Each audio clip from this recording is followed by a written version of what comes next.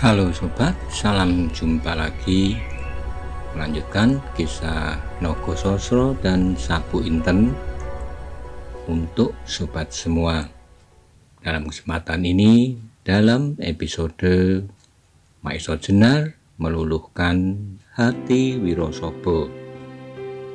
Selamat menyaksikan. Salam budaya. Demikianlah sampai beberapa saat Wirosobo berdiri kaku, sampai tiba-tiba terasa pundaknya ditepuk orang. Dengan geragapan ia memandang kepada orang itu, yang tidak lain adalah Maiso Jenar, yang membangunkannya sambil berkata, "Tenangkanlah hatimu Wirosobo, itu tadi hanyalah suatu permainan yang jelek." Wirosobo masih belum memiliki seluruh kesadarannya, sehingga ia tidak dapat menjawab kata-kata Maiso Jenar, kecuali memandangnya saja dengan pandangan yang berputar-putar kebingungan. Sampai kembali Maiso Jenar berkata, sambil menuntunnya duduk di atas sebuah gundukan tanah, "Wirosobo, lupakan semua yang telah terjadi.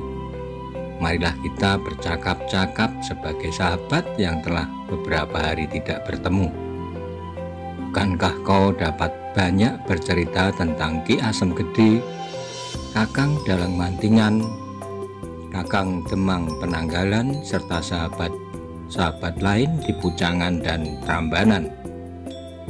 Sudah itu, aku juga banyak sekali mempunyai cerita yang barangkali menarik." Seperti kanak-kanak yang dibimbing ibunya, Wirosobo sama sekali tak menolak.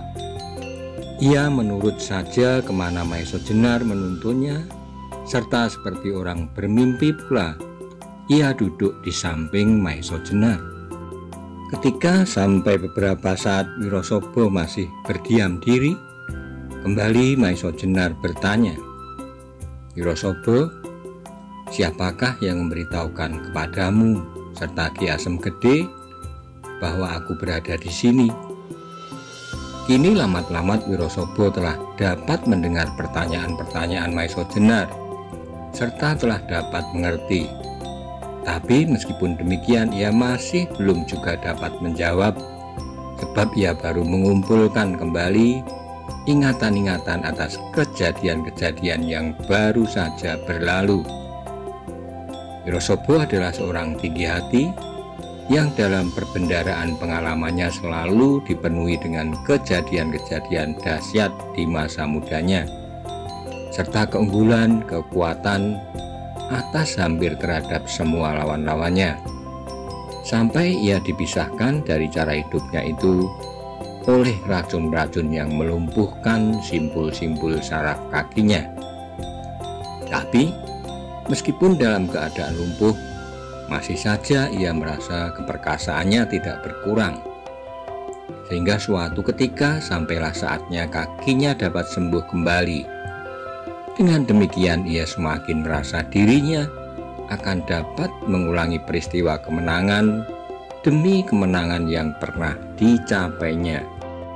Apalagi pada saat itu ia menghadapi suatu peristiwa yang menurut pendapatnya adalah suatu hinaan bagi sifat kejantanannya. Kehadiran Maiso Jenar yang telah membebaskan istrinya dari tangan samparan diterimanya dengan pengertian yang salah. Ketika seseorang yang bernama Sagutro datang kepada mertua Wirosobo dan mengabarkan bahwa Maiso Jenar berada di daerah Pliridan, maka maksud Wirosobo untuk membuat perhitungan tak dapat dikekang lagi, meskipun kakinya baru saja sembuh dan belum pulih kembali seperti sedia kala. Tapi tiba-tiba ketika ia telah dapat bertemu dengan orang yang dicarinya itu, disaksikannya suatu peristiwa yang bermimpi pun belum pernah diangankan. Hanya dengan telapak tangan saja batu hitam sebesar itu dapat dihantam hancur. Bagaimana jadinya kalau yang dikenai sisi telapak tangan itu kepalanya? Menghadapi peristiwa itu, rontoklah sifat tinggi hatinya.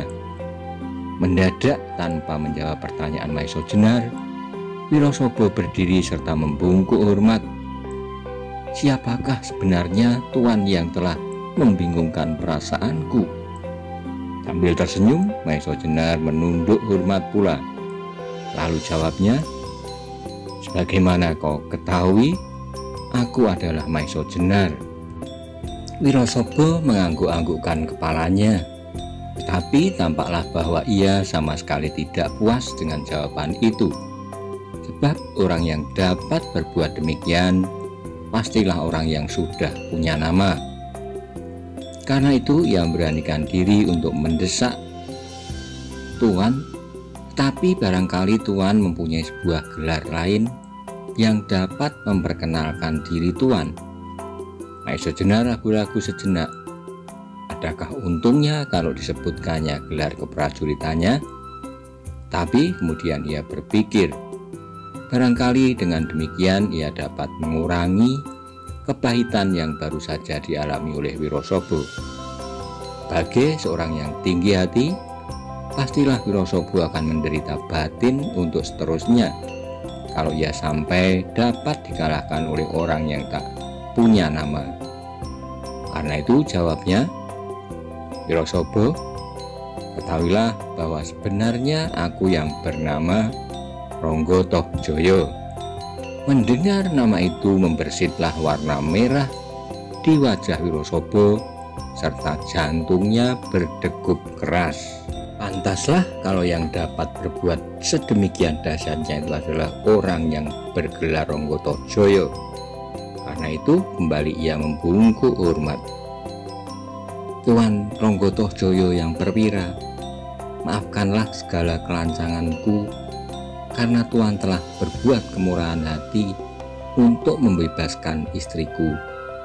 Maka berdosalah aku yang telah berani menuduhkan hal yang sama sekali tidak wajar kepada Tuan. Karena itu aku serahkan diriku kepada Tuan untuk menerima hukuman apapun yang Tuan kehendaki, kata Wirosaba dengan suara yang berat penuh penyesalan. Kembali Maesa Jenar tersenyum. Wirosaba, tidaklah ada hukuman yang pantas aku berikan kepadamu. Sebab wajarlah kalau seseorang dalam perjalanan hidupnya suatu kali mengalami keterlanjuran. Hanya pengalaman yang demikian itulah yang dapat menjadi peringatan bahwa untuk selanjutnya kita harus lebih hati-hati dalam tiap-tiap tindakan kita. Tapi selain dari itu semua, tadi kau katakan bahwa kau mendapat suatu titipan dari seseorang. Apakah itu? Kata Maesa Jenar. Wirosaba menjadi seperti tersadar, lalu ia menjawab, Tuan, aku mendapat titipan dari mertuaku Ki Asem Gede, sebuah bumbung kecil yang aku tidak tahu isinya. Sudah berkata demikian, segera Wirosaba mengambil bumbung dari kantong ikat pinggangnya dan diserahkannya pada Maesa Jenar. Segera bumbung itu pun diterima oleh Maesa Jenar, serta ketika dilihat isinya, betul bahwa yang di dalamnya adalah biji bisa ular yang telah dipinjamkan kepada Ki Asem Gede. Wirosaba, kata Maesa Jenar kemudian, tidakkah Ki Asem Gede mengatakan kepadamu, apakah khasiat benda yang kau bawa ini? Tidak, Tuan, jawab Wirosaba sambil menggelengkan kepalanya. Ketahuilah, benda ini adalah biji ular yang sangat keras, yang dapat dipergunakan sebagai obat pemusnah bisa atau racun yang lain. Bagi perjalanan hidup, benda ini sangat penting artinya.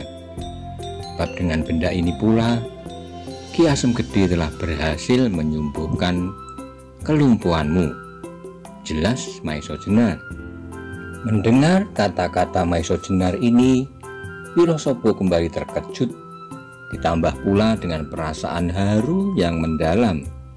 Ternyata atas pertolongan Ronggo Tohjoyo ini pula kelumpuhan kakinya itu disembuhkan.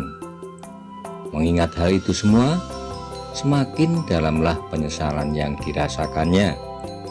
Sementara itu, Maiso Jenar telah mengajukan pula beberapa pertanyaan mengenai Ki Asem Gede, Kademangan Kepucangan, serta Prambanan, dan banyak hal mengenai orang-orang yang pernah dikenalnya.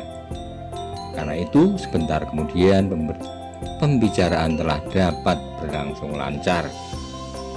Dari pembicaraan itu diketahui, ternyata sepeninggal Maiso Jenar, Ki Dalang Mantingan pun segera kembali ke Prambanan, dan menurut Wirosobo yang mendengar dari Ki Asem Gede, bahwa orang yang bernama Mantingan itu telah kembali ke Wonokerto.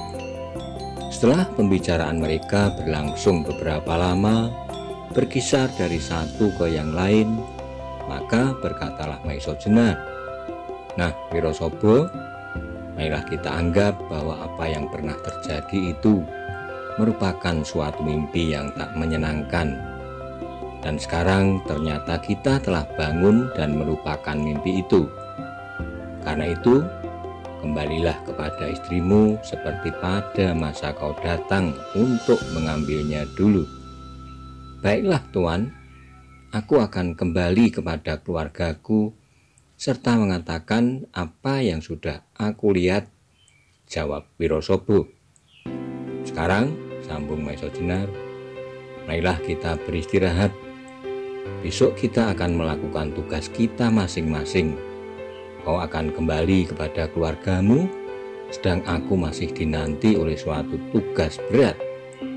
Mendengar kata-kata Maiso Jenar, Wirosobo termenung sejenak, lalu katanya, "Kalau Tuan masih harus melakukan tugas berat, dapatkah kiranya aku membantu?"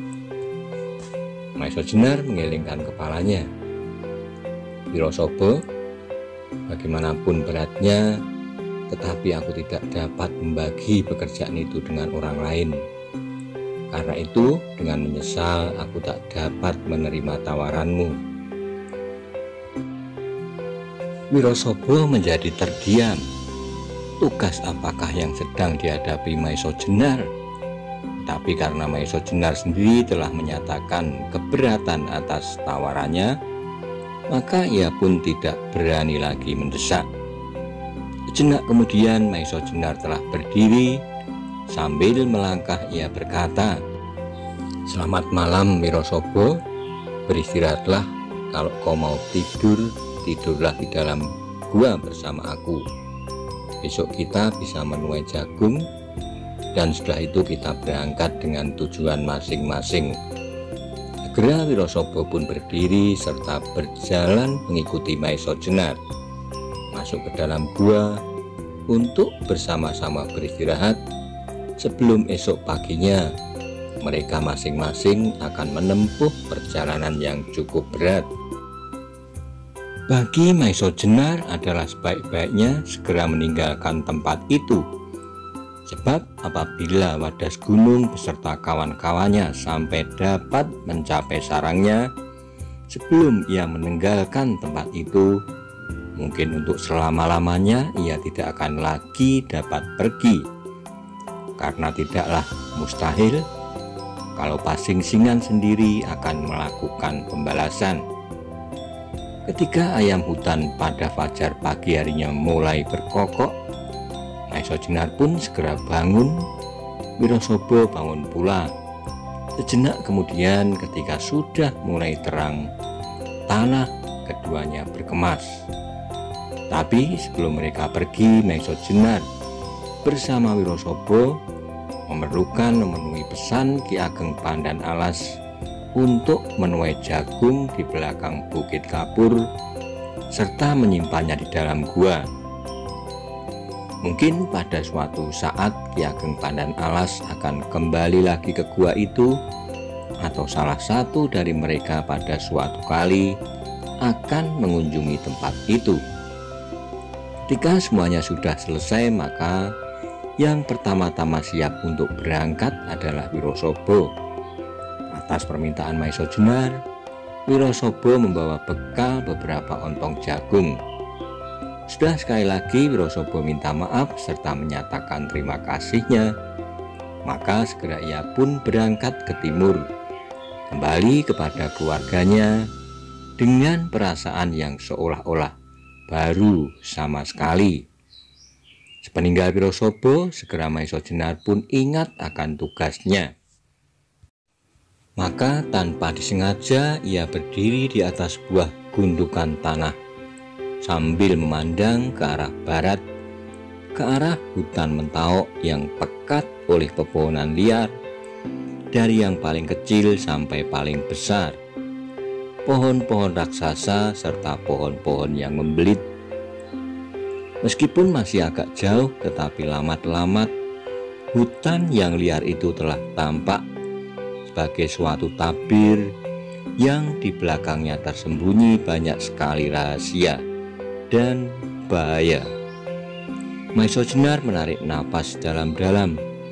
Ia sama sekali tidak pernah takut untuk menghadapi bahaya yang bagaimanapun besarnya. Tapi sebagai seorang prajurit, ia bisa memperhitungkan tindakan-tindakannya. Apa yang harus diusahakannya sekarang adalah membebaskan keris Nagosasra dan Sabu Inten dari tangan Simorodro. Sebelum itu berhasil, harus dihindari kemungkinan-kemungkinan yang akan menggagalkan usahanya. Bahaya yang paling besar yang dihadapinya apabila ia menempuh hutan itu adalah kemungkinan bertemu dengan pasing-singan. Sebab bila ia bertemu dengan orang itu, pastilah ia tidak akan dapat melepaskan diri. Bahkan tidak mungkin baginya untuk dapat bertahan menghadapi tokoh yang terkenal itu. Karena itu timbullah pikiran dalam diri Maisa Jenar untuk menempuh jalan lain. Ia bisa pula mengambil jalan utara lewat hutan Turi di kaki Gunung Merapi. Lalu sudah itu ia akan dilaluinya lapangan batu-batu yang luas. Konon daerah ini telah pernah dilanda banjir batu yang dimuntahkan dari Gunung Merapi, sehingga merupakan daerah yang sama sekali tak dapat ditumbuhi pepohonan.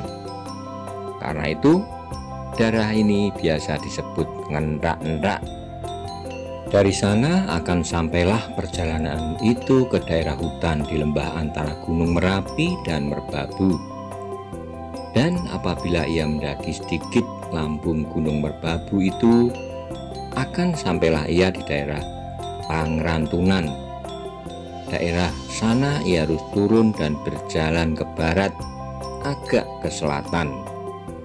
Meskipun perjalanan melewati daerah ini pun harus menerobos rimba-rimba yang tak kalah dahsyatnya dari Mentawok, tapi kemungkinan untuk bertemu dengan pasing-singan adalah tipis sekali. Setelah mempertimbangkan masak-masak, akhirnya Maisa Jenar mengambil keputusan untuk mengambil jalan utara. Meskipun daerahnya agak lebih sulit, kecuali hutan-hutan yang cukup lebat, juga harus didaki tebing-tebing yang curam, serta harus dituruni lembah-lembah yang terjal. Setelah tetap hatinya, maka dengan berbekal beberapa ontong jagung, Maisa Jenar segera berangkat, tidak ke barat tetapi ke utara, untuk menghindari kemungkinan rintangan-rintangan yang akan dapat mengagalkan usahanya. Saat itu matahari telah cukup tinggi, sinarnya telah terasa hangat mengenai tubuh. Tetapi meskipun demikian, burung liar masih bersiul ramai, seolah-olah menyatakan ucapan selamat jalan kepada Maisa Jenar yang sedang memulai kembali perjalanannya untuk menemukan pusaka yang lenyap dari perbendaharaan Keraton Demak. Namun demikian, pikirannya masih saja terganggu oleh kata-kata samparan bahwa yang sedang diperebutkan oleh golongan hitam itu adalah keturunannya saja dari keris Nagosasra dan Sabu Inten, jadi bukan keris aslinya. Kalau demikian, Bila Simorodro benar-benar menyimpan keris itu adalah hanya keturunannya saja, ataukah aslinya seperti yang digambarkan oleh Ki Ageng Pandanalas?